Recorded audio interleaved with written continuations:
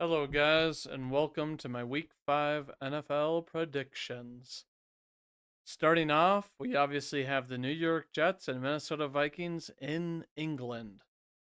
A super early game where obviously the Jets, coming off of an abysmal kind of loss where no touchdown scored, a missed field goal at the end of the game that would have granted them the win in a 10-9 game against Denver. What in the world, right? Like I read a thing that it was Aaron Rodgers' first loss where he didn't throw a touchdown pass. What a time when he's 40 years old. But in any case, we obviously have the Vikings having come off a crazy win against Rodgers' former team, the Packers, in what looked like it was going to be the fattest blowout we had ever seen. Ends up being a crazy game at the end where the Vikings blow kind of a fat lead and give the Packers a chance. And while people could say that it was garbage time, it's like garbage time. You're usually up by like two scores with like 3 minutes left or 4 minutes left or something with the ball, where it's like, or you're up by more than enough than that they could score. Like, oh, you're up by like three possessions with, like 4 minutes left or something. Like, I don't think of garbage time as a thing where it's like, oh, the other team could actually come back. If it's true garbage time, like that's not the case. I'm sure Brian Flores, the defensive coordinator of the Vikings, wasn't happy about it. Like, you can't tell me a guy like that, after the way he talked about, Tua, was happy with the way that his defense performed. With this game, we obviously know Darnold is playing hot. Obviously, last week, they got healthy with Addison coming back. We all know Justin Jefferson. Hawkinson, I think, does need to come back, for them to be like a full-fledged unit, and I don't know if he is. Yeah, he's still out. So this team has to rock with, Josh Oliver, but they obviously have a very good O line. The interior played a lot better last week. Let's hope it continues. I think Quinnen Williams has a chance to be disruptive. Obviously, we know that the Jets don't have the craziest pass rush in the league, but if Quinnen Williams can finally pop off, they might have a chance at slowing down this offense. With that being said, I think that their interior played better. And I think that, Darnold is playing red hot, and he knew instantly when he made that throw that, went as a pick to Xavier McKinney, even though it looked like it shouldn't have been a catch, to be honest with you. I'll be honest with you, as a Packers fan, I was like, how did they give us this, but not like the other two challenges? So looking at this, I do think Minnesota wins.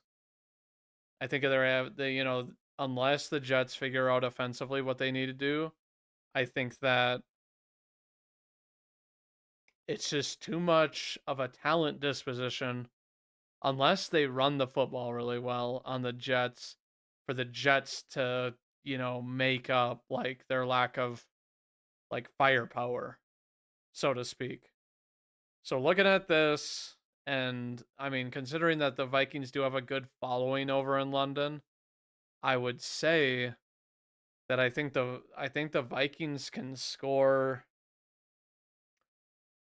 27 at an optimistic, margin. And I think that the Jets, I'm going to say, I don't think that they're shut out again. But the Jets, I think they score 20, is what my prediction is, giving the Vikings a 7-point advantage in this game. Moving on, we have the Baltimore Ravens visiting their division rival, the Cincinnati Bengals. As we know, the Ravens dominated the Bills last week, like we never thought we'd see. Derrick Henry, a 21 mile per hour, 87-yard rush, to really set the tone in that game. And then they handled the Bills, who people were saying were the hottest team, going into last week. And then we have Cincinnati, who had a must win against the Panthers, and they were able to score a lot of points, but their defense also let up a bunch of points. So it's like, looking at this game, I just think that with the talent that Baltimore has, how good Lamar Jackson is playing, and it's obviously against a division rival who they don't want to just be like, oh yeah, we're gonna lose. We're gonna lose, and then Cincinnati's gonna essentially have an advantage over us with a tiebreaker, even though they meet later in the season, to potentially, like, you know, make Baltimore's, run like more relevant and put more pressure on them to win. But I just think that Baltimore has too much talent. And with the way that the Cincinnati defense is playing, which I think that their last good game was against Mahomes, surprisingly. It's like, if they can do that, where it's like you have, a couple of picks on Jackson, or you force a couple of key incompletions, maybe that defense will emerge again.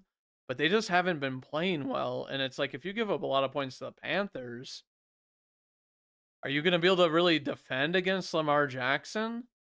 Now, I don't think that the Ravens will put up a crazy amount of points just because their whole offense is rushing the football, and then doing, other passing plays, and they don't really have like a crazy deep threat. Like, I think that, they have guys that can get open deep, but they don't have a deep threat.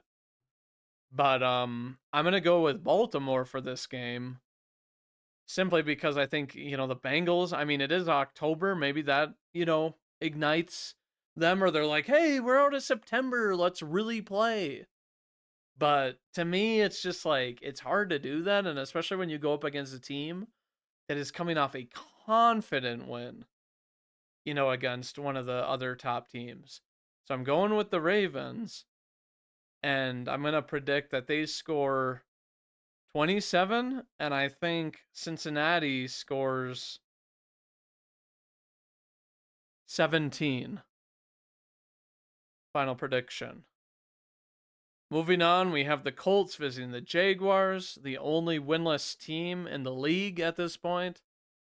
Their second game at home, which it's really ironic because they used to be really good on the road, but now they're, apparently not good on the road.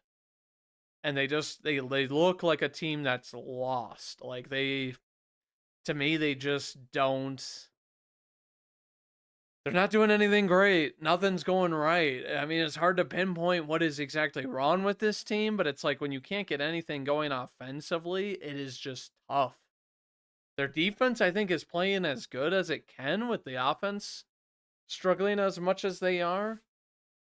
But it's like, then you have the Colts, who I don't think many people predicted that they would be ahead of the Jaguars at this point in the season. And they obviously just came off a win. They beat the Steelers, which was not in their favor. I thought that Watt and the pass rush and the defense was going to own Richardson and really expose him. And I mean, granted that he did get hurt, but like, they didn't expose him. And then Flacco comes in, and you're not going to expose Flacco either, who's just about as mobile as a legless chicken. But looking at this game, they say Richardson is, potentially going to play. I don't think it'll matter as much who really plays at quarterback. But I think the Jaguars, I don't think they're going to be able to, like, measure up, against the Colts. The one thing I will say is that the Colts have Jonathan Taylor out, which is a blow. But they're a kind of team where it's like, they don't always have to run it. They do a lot of, behind the line passes and do stuff like that very well. And, if Flacco plays, I mean, he's going to end up kind of dismantling this defense, because I think that the Colts weapons are kind of underrated. And then you have, and the Jaguars, until they prove to me they can actually win a game and look like good, like it wasn't like some sort of a fluke or wild finish where that happens to go their way, like I just do not believe in them. Sorry, my brother John. But I'm predicting the Colts to take this game. And I don't think it's going to be crazy scoring. I could be wrong, but I think the Colts score 20. And I think the Jaguars, I'm going to say, score 16. Moving on to Dolphins Patriots. Obviously, a division game. The Dolphins not looking good last week with Huntley at quarterback. I think it had partially to do with the fact that he, had just joined the team. He didn't really seem to know the offense, which just because you have weapons doesn't make it a guarantee that you're going to be good at quarterback. Otherwise, teams wouldn't wrap their head around like getting the right quarterback. They would just, load up with weapons. But the Dolphins go play New England, and New England just, they're not looking great. They were scrappy the first couple of weeks. Then they won, you know, then they won against. Oh, wait a minute. They beat no. They beat the Bengals week 1. That's right. And then they weren't competitive against the Jets, and they weren't competitive against San Fran, which are two like Super Bowl hopeful teams. I think it's more realistic for San Fran, but the Jets, they're Super Bowl hopefuls, obviously. And then you have the Dolphins, getting handled by Tennessee, defense not looking good. Seattle before that, and then obviously, as we know, Buffalo handled them, 3 games ago. So it hasn't been easy. Their last 3 games, they don't even have 30 points, which is terrible with, how loaded their offense is. But looking at this game, sorry about that misclick. Looking at this game, I would like to say that it is the Dolphins game. Even though they're only giving a 1-point advantage to this team, it is their game to lose. I think that, New England's defense is stout, and they're still, pretty well coached, but their offense just isn't there. So looking at this game, I think it's going to go Dolphins. I think that Huntley will definitely perform better. He's not the type of quarterback to, and maybe it was butterflies last week. He had always dreamed of, playing for the Dolphins and whatever else, because he literally grew up like 5 miles from this Hard Rock or something. But I think that they win, and I think that they, bring themselves back, because the season is definitely not a loss. It's just looking really bad right now. But I just don't think that the Patriots have the weapons to win a game like this. And I think that, I think the Dolphins score 23-10 on New England. Moving on, we have Browns Commanders. Now, I think this will be a really quick analyze. I think the Commanders are on fire. Jayden Daniels is, if the season ended today, he's obviously the offensive rookie of the year. But he's doing more than that. He's got some crazy completion percentage.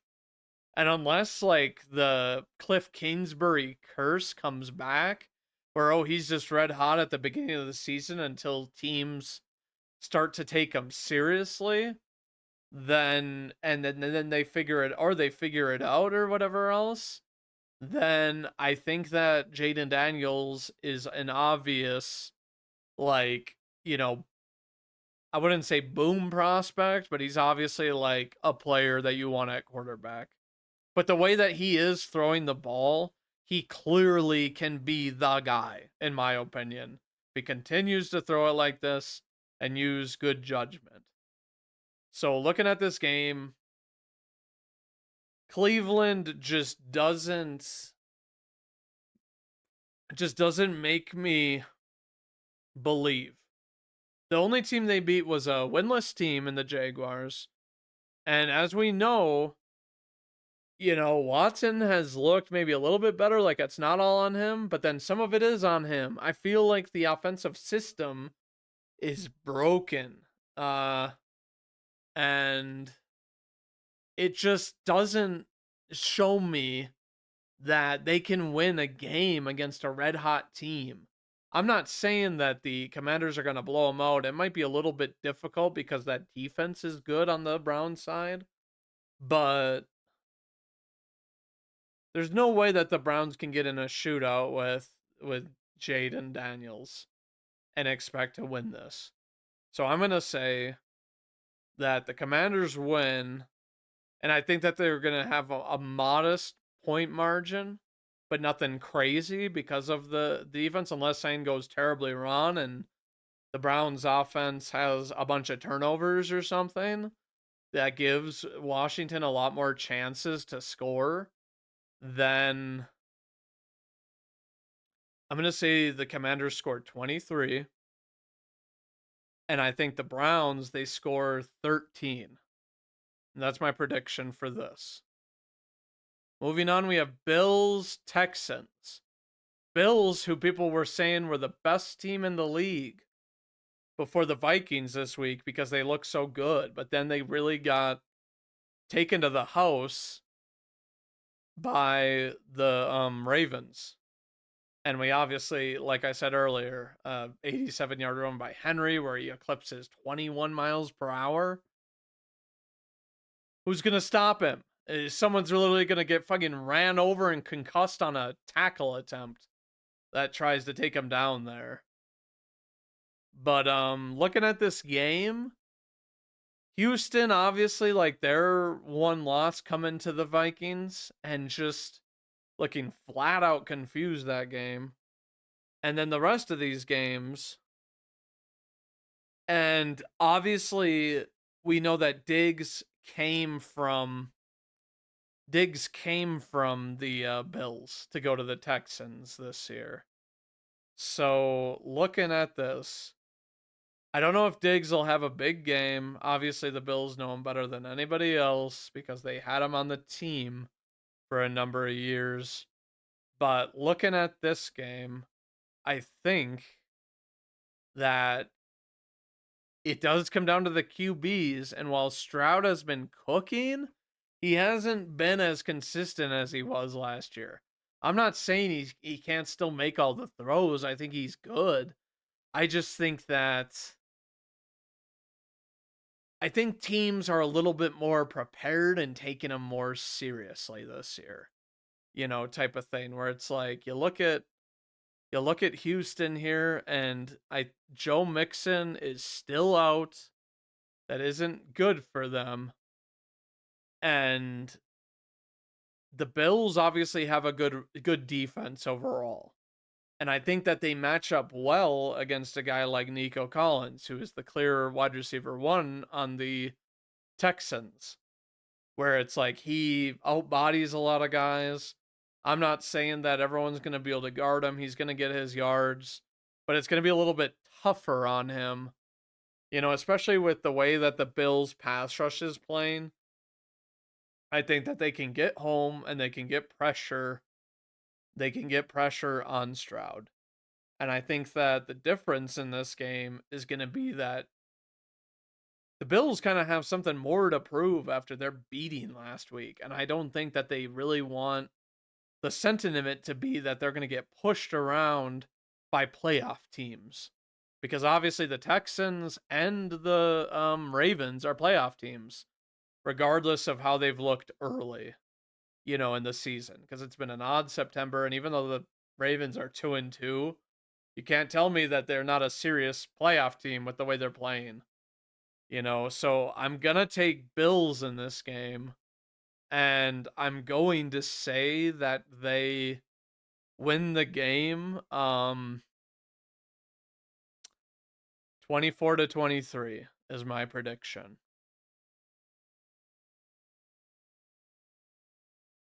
Looking at Raiders Broncos. We obviously know the Broncos, whether it was luck or whatever else, after starting the game with negative 15 yards receiving off of like 5 completions, it's wild.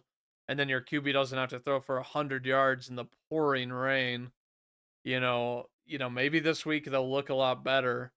But the Raiders are without Devontae Adams. Obviously, the trade speculation is kind of a distraction, but I'm sure they knew that they weren't going to have him this week with his injury. And Max Crosby, I'm assuming, does play. He's questionable, but as we all know, he didn't miss a game until last week. And now he's going to come back and he's kind of going to seek that revenge game, or that redemption game, if you even have to call it that. So looking at him, I think he's going to cause a lot of problems for Bo Nix. I don't think Bo Nix is going to have fun. I think that they are going to have to do a lot of what they were doing where it's like short throws, which is the Sean Payton special. And that's why they drafted Bo Nix, is because of his accuracy. And I think he has the right temperament, Bo Nix, the way he plays. And I'm going to have to say that I do think that the Broncos take this game.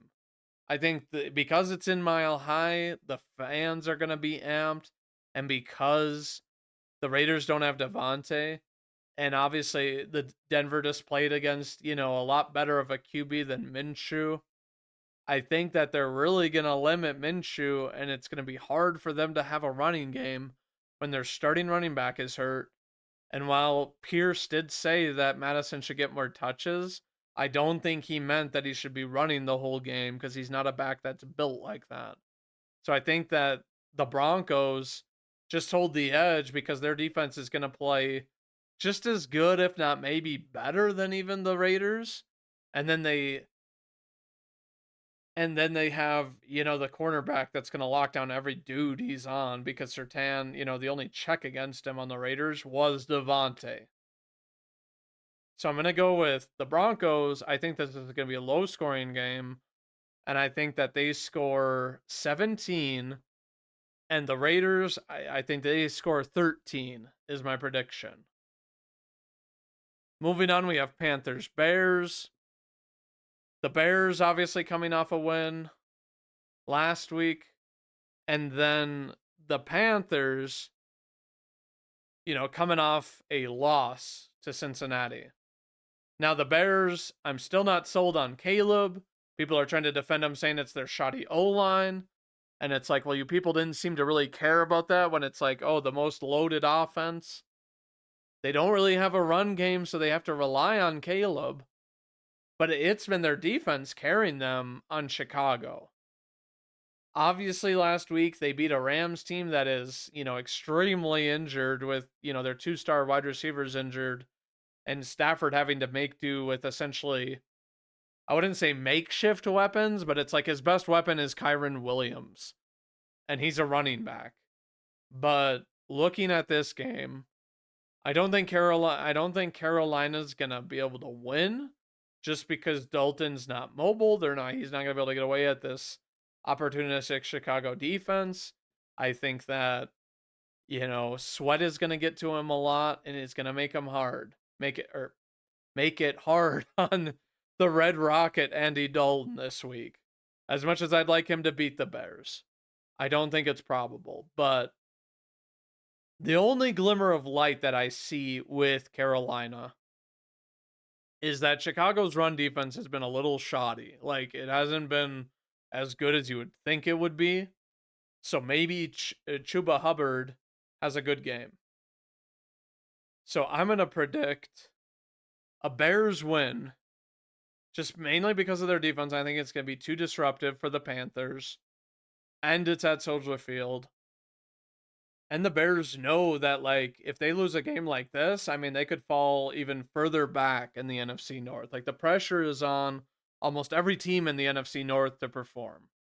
So, which I don't think will affect play calling, but it's going to make the players want to win that much more in the winningest division at this point in the season. So I'm going to go with the Bears. And I'm going to say they score 20. And I think that Carolina, I think that they actually, I don't think they get a touchdown, actually. I'm going to predict that they get 9 points. Final prediction. Moving on to Cardinals Rams. The Cardinals, obviously, we had one flashy week from Marvin Harrison Jr. is, kind of a bright time, and that's when Kyler Murray was like throwing in, he had like a perfect passer rating, and he was looking really good. Lately, they haven't been putting up that much points, and while Marvin Harrison is, I think he's one of the top wide receivers with how many TD passes he has, or I mean TD receptions that he's had. Um, he's not getting the amount of yards that I like from who is supposed to be a generational talent. So looking at this, I think that San Fran knows there's no way they can lose this game. Otherwise, it's just looking like this season is going to be so much back and forth. Obviously, Debo, Ayuk, and Jawan Jennings are all playing. Kittle's questionable, but I think that Kyler Murray isn't going to be able to get away from the pass rush. And I think that, the Niners, even without McCaffrey, are too studded at weapons. Still 4 really good weapons, if Kittle plays. And Kittle, Debo, Ayuk, and Jennings. So I'm going to say San Fran wins. And I'm going to say that they win 20 or no, 30. I'm going to say 30 and to 13 points from Arizona. Moving on, we got the Green Bay Packers visiting the Rams at SoFi in Los Angeles. Obviously, as I said earlier, the Rams, having lost last week, still kept it close with the Bears, who have a sound defense, but Stafford is, he can play well with just about anybody. He'll place the ball where his guy can get it. I think the Packers are going to definitely look to try and, keep how it was at the end of the game going into this game against who I wouldn't say he's performing better than Darnold, but maybe he would be if he had the weapons that he had. Because imagine, I don't think Darnold would be doing what he would be doing if like Madison and Jefferson were out. And obviously Stafford isn't playing bad, but he's got a lack of weapons because Kupp and Puka are both out. So looking at this game, it'll be Jordan Love's 3rd game starting this year. I expect him to get his first win starting this year with this game because the Rams defense isn't terrible, but they're not able to really stop. Like there's so many, they're missing Donald, obviously. I mean, that sort of thing. People were saying they thought they'd be more balanced. They look like or balanced defense, sorry. They look like a balanced defense, but they bend a lot. So it's like they leave it open for teams to do things, even though it's like they don't give up a lot, if that makes any sense. I think that, if the Rams can't stay on the field, the Packers could, have slower drives, but essentially score at will against this team. So looking at this, looking at the Packers, even though, Christian Watson is more than likely out this game, and I mean, even if Jair doesn't play, I like the odds because it's not like they have one of those wide receivers that's going to go for over 150 yards, like how, like the old Packers defense when it was led by Joe Barry and he was the D coordinator. I think that Stafford's going to complete his passes and get some yards, but I ultimately think that they're not going to be able to control the game enough to keep the Green Bay offense off the field. So I'm going with my Packers, and I think that we win. I'm going to say 33 to 20 against the Rams. Moving on to Giants Seahawks. The Giants, unfortunately, without Neighbors. Now, that's huge, obviously, because he was playing very, very well. Didn't get a touchdown against the Cowboys, unfortunately. And the last time these guys played was, of course, Thursday night over a week ago. So they have a week and 3 days, before this game. So I look at this, and obviously they're without Neighbors. The Seahawks got into an absolute shootout with the Lions, where it's like it probably would have been a little bit closer, barring a DK Metcalf fumble. But Geno Smith was throwing the ball really well. And essentially the only reason they got points taken off the board was because of like fumbles, like a fumble from DK. Otherwise, it was like they were scoring every drive, just like the Lions. That's like the only thing that really, I think, set the Lions aside scoring wise over the Seahawks last week. But the Seahawks are undefeated at home this year. They're playing really well. That stadium is crazy loud because of the way it's designed. And the Giants just don't have the weapons. I think Singletary is doubtful, so they don't even have like their main running back, and Singletary had been doing pretty good. So looking at this, I think the Seahawks, they obviously win. And I think that they win. I think they're going to score. I think they're going to score 35. And I think that the Giants, they might be lucky to get 13. Optimistically, you guys. Moving on to Sunday night, we have the Cowboys visiting the Pittsburgh Steelers. The Steelers getting handed their first loss. I did still think they would be undefeated going into this week, but losing to essentially a little bit of Richardson and a little bit of Flacco last week, but their offense popped off. Now, they obviously have an elite perennial defense who you could argue was like the best defense in the league, because it had won them their first 3 games. And then essentially, I wouldn't say this, but it lost that. I wouldn't say that they completely lost them the game last week, but they let up a bunch of points, to a Colts team. So looking at this game, though, Micah Parsons isn't playing. DeMarcus Lawrence is obviously on IR, as most people know. And you've got a couple of pass rushers that are younger that I think, have looked good on Dallas. I'm trying to remember the name of one of them. Let me see here. I actually do like Marshawn Kneeland. Not just because he's got the name Marshawn, even though that's a sick football name. But Marshawn Kneeland has, come in, several times, and he's made, I like a little bit of spark plays for them. But obviously, you're behind Micah Parsons. You're not going to get much playing time unless he's not playing. But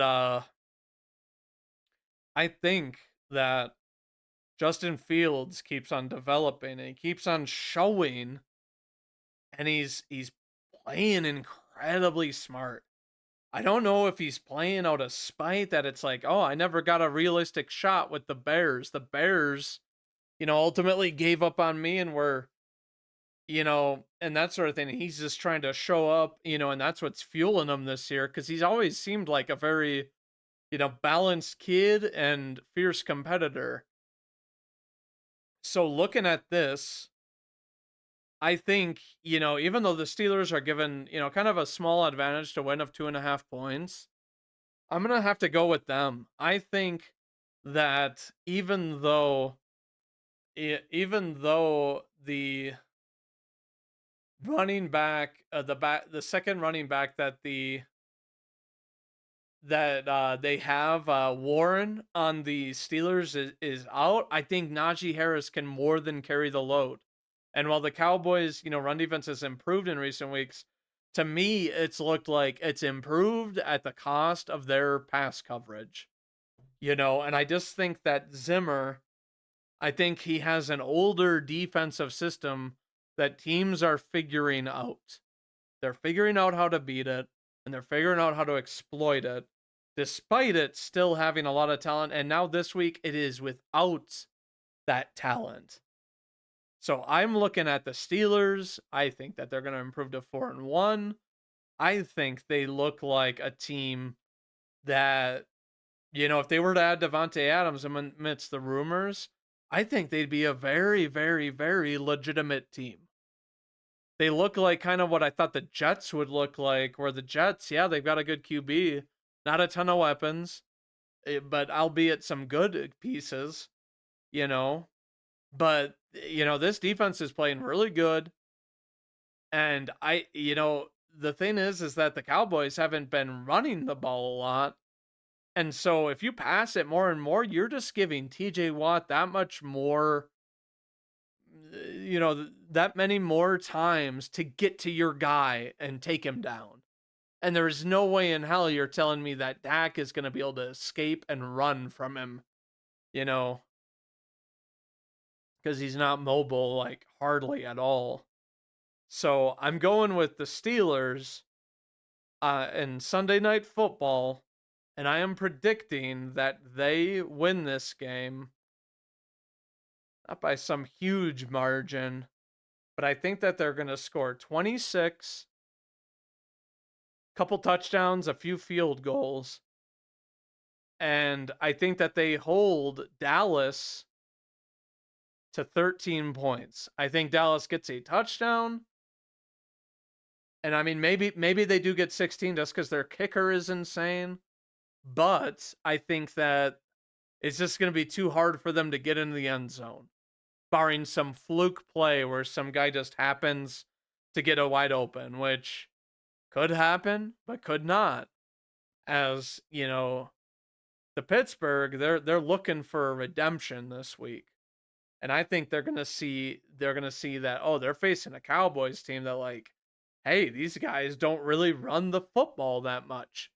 And even if they do, the Pittsburgh is still plenty built for the run. That's why it's a great defense.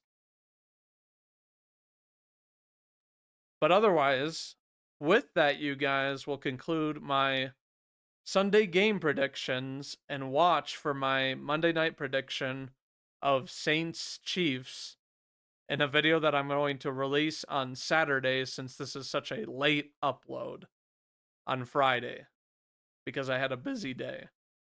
But otherwise, I want to thank you for watching. Like, comment, subscribe. I would really appreciate it. And, let's have some discussions in the comments over, whatever you want to talk about, to be honest with you. But thank you all for watching, and I'll see you in the next video.